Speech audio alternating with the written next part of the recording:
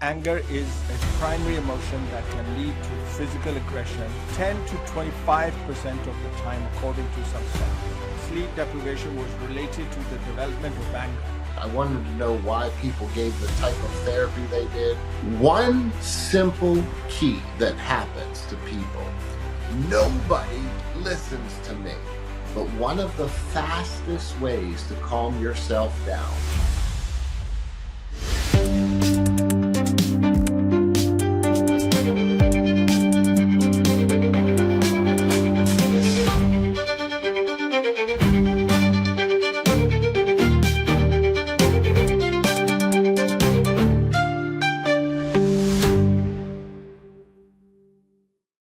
Welcome to KhanKlinics, your dedicated space for exploring the vital connections that shape your well-being. Here we dive into everything from achieving peak physical fitness by mastering sustainable weight management to optimizing your diet for a vibrant life. We're passionate about uncovering the power interplay between your mental and physical health, offering you insightful strategies to nurture both.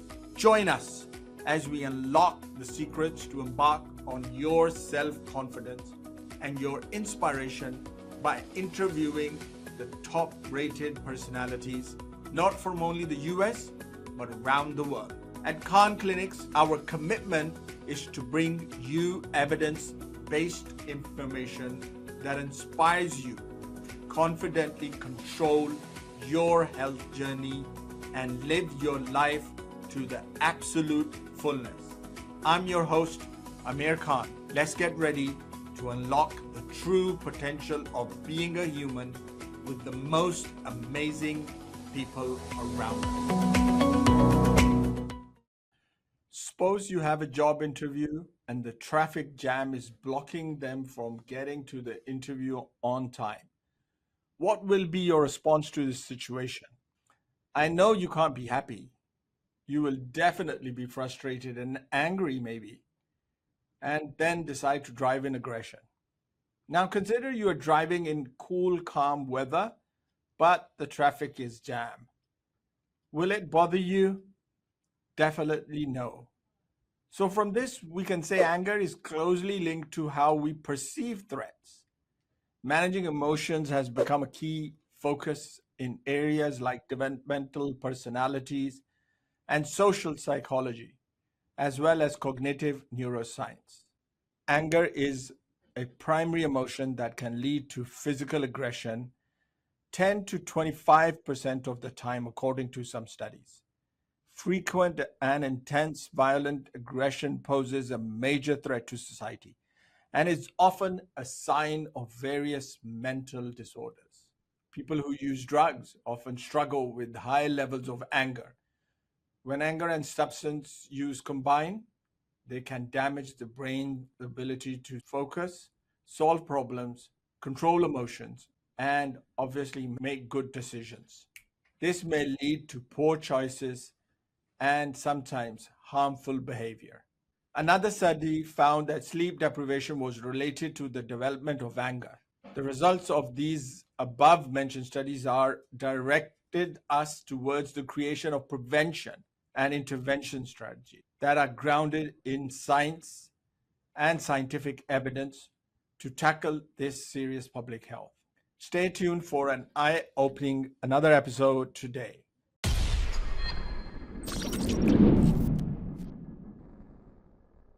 Welcome back to another powerful episode of KhanKlinics. I'm your host, Dr. Khan. And today we're honored to be joined by one of the leading voices in emotional intelligence and behavioral transformation, Dr. Conte. Dr. Christian is a nationally recognized expert in anger and emotional management and creator of yield theory, and one of only a few professionals certified in as anger management specialist. At a level 5, with a PhD in counselor education and supervision, he's worked in maximum security prisons, professional sports team, and corporate boards, teaching emotional regulation, radical compassion, and conflict resolution. You might have seen him on TV as well in shows like Coaching Bad on Spike or The Secret Life of Kids in USA Network. Dr. Krishnan produces daily emotional management minutes that air on more than 300 radio stations across the country as well. He's also hosting his own weekly call-in radio show, KDKA, in Pittsburgh. He's the author of the acclaimed book, Walking Through Anger, and a TEDx speaker who talks Why I Chose to Go to Prison, which went viral for all the right reasons. Dr. Christian, welcome to the show. Thank you so much for having me. So it's a pleasure. And so talk us first of all through your journey of what led you to take upon this issue of anger and aggression. Well, you opened up with some really wise thoughts on anger. It's so true. Anger, in and of itself, is simply an emotion. Anger is a signal to us. But if you don't control it, it will control you. And it can pose your future. It can redirect the entire course of your future if you don't learn how to handle it. So I got into psychology really for this reason. When I was a teenager, my dad was an earth scientist. He studied geology. And I remember asking him a question: what makes you interested in studying rocks? And he said, well, if you're only going to live on one planet your entire life, don't you think you ought to get to know that planet? And I said, that's pretty smart. So when I went to college, I thought about his advice, but I wasn't drawn to geology. I thought, well, if I'm only ever going to live with me my whole life, shouldn't I get to know myself? So that's what led me to studying psychology.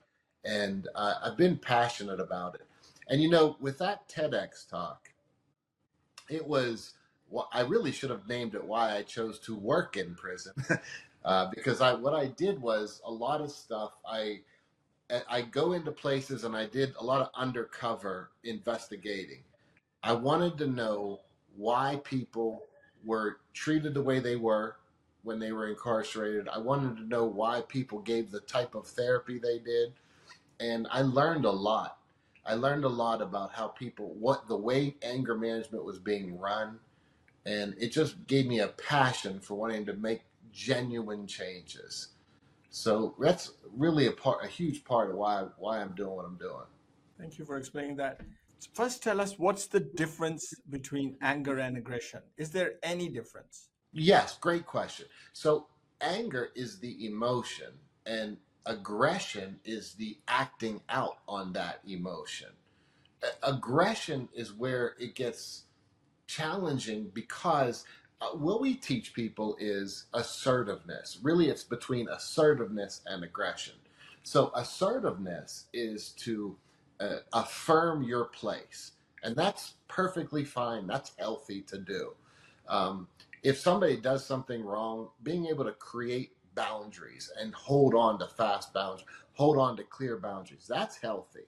But aggression is going into other people's space. Aggression is a part where I say there's a difference between what I call the cartoon world. That's this made up world. People should think, feel, believe, and behave the way I think they should. And then there's the real world, how people actually think, feel, believe, and behave. And what happens is, honestly, a lot of people get so caught up in their cartoon world, they say, well, I'm right. People should act the way I say.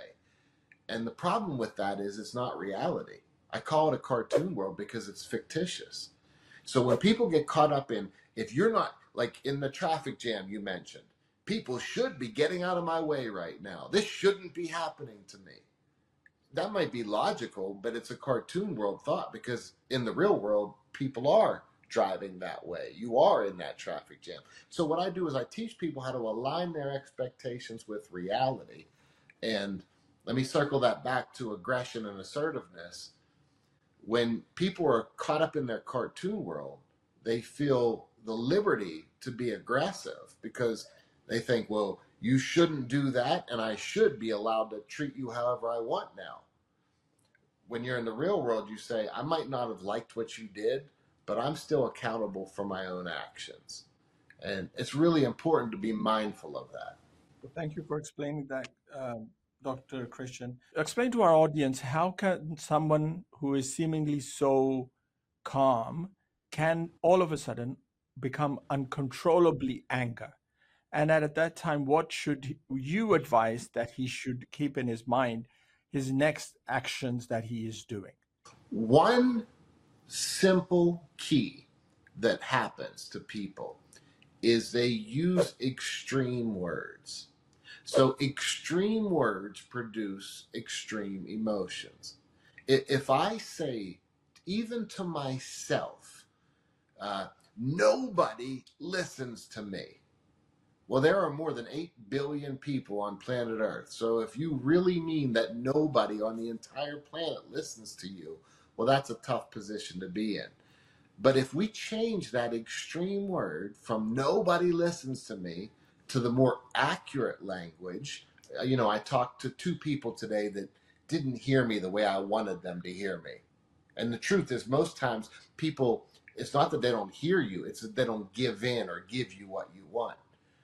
So I tell people that the greatest gift you can give yourself is accurate language. In other words, I don't go extreme. I don't say nobody listens to me. I don't say this happens to me all the time. Instead, I say this just happened in this moment. And it's unfortunate, but I can handle it. And the more extreme words people use, the more extreme emotions they have. The more accurate language they use, the more balanced emotions they have. Thank you for explaining that. And that it makes sense, because then you're inciting yourself inside. Once those words start resonating within your mind, you're actually exacerbating the situation rather than telling yourself, well, no big deal, let's calm down, let's move on. And it's the message that you're giving to the brain itself. I want to know from you, Dr. Christian, what are the emotional changes you mentioned, but are there any associated hormonal changes or any medical changes that are going on with the body as you are becoming angry? And is there ways to calm them down in any way? Well, there are. So what happens is, the amygdala is the center of the fight or flight response in the brain. That gets activated if a bear comes charging at you. We know that, right? We know that if a bear comes charging at you, that part of your brain goes off. And it sends a message to your adrenal glands and says, watch out. Now you have adrenaline, you have a cortisol, you're ready to fight. Well, here's what we know in 2025. As equally as a bear triggers your fight or flight response, that same response is triggered when someone challenges your ego. Your ego is your sense of who you are. Your ego is your sense of the world. So it's the I. You're saying like, I am a professor. I am a husband. I am, well, that identity that you have, that's not who you are. That might be how you identify. But if you lose your job, you're not less of a person. If you lose your marital status, you're not less of a human being. You might be sad, but that doesn't mean you're less of a human. And we seek to protect our ego so badly that it's equal to that of a bear. So what can you do? Well, let me come back to that accurate language.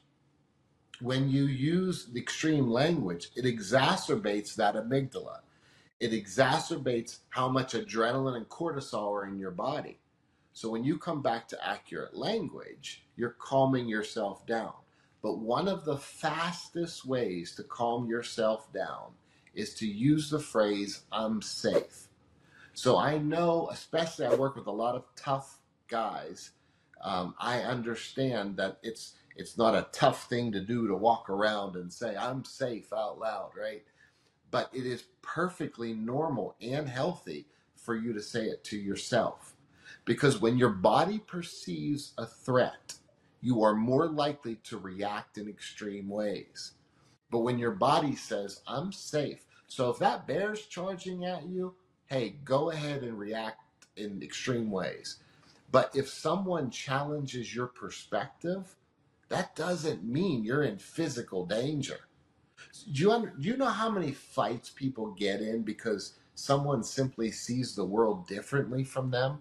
Like, someone having a different opinion of you doesn't mean you're in physical danger. It means they see, if they think you're wrong about something, that doesn't mean you're less of a person. You might not have accurate information about a particular subject, but that doesn't mean you're in danger.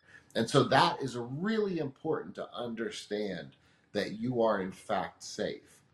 And I want to just say a little bit more about this.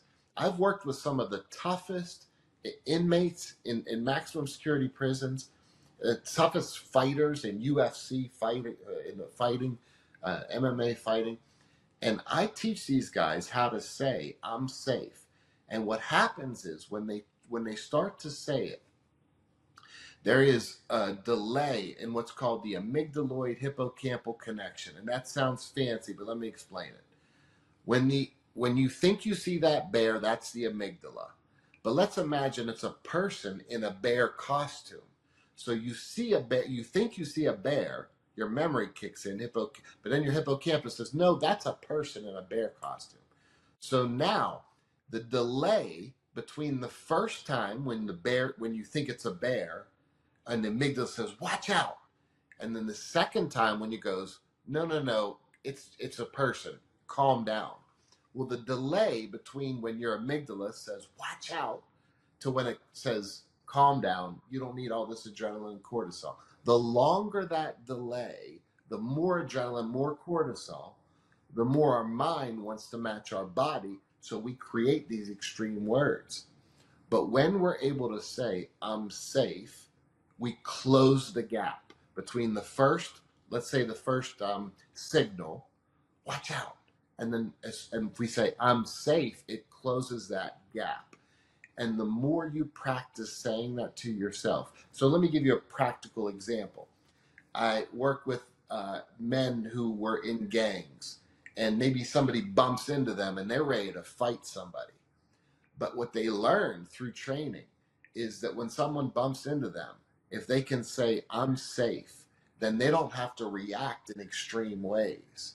So teaching yourself to say, I'm safe, will actually lessen the amount of adrenaline and cortisol that's in your body. And it's a really important concept to get down.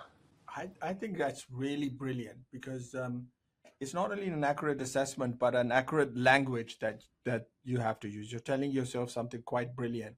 And you're going about and saying, well, A, I use the right words, and B, I do the right assessment. What a remarkable journey we've just experienced together. The path to health isn't always straight, but it's always worth the effort. I hope today's conversation inspired you to take the next step in your wellness journey, armed with new knowledge and a fresh perspective. If today's episode left you inspired, share it with someone who need to hear this. Give us a thumbs up and your opinion. Keep exploring, keep evolving, and we'll see you in the next episode of KhanKlinics.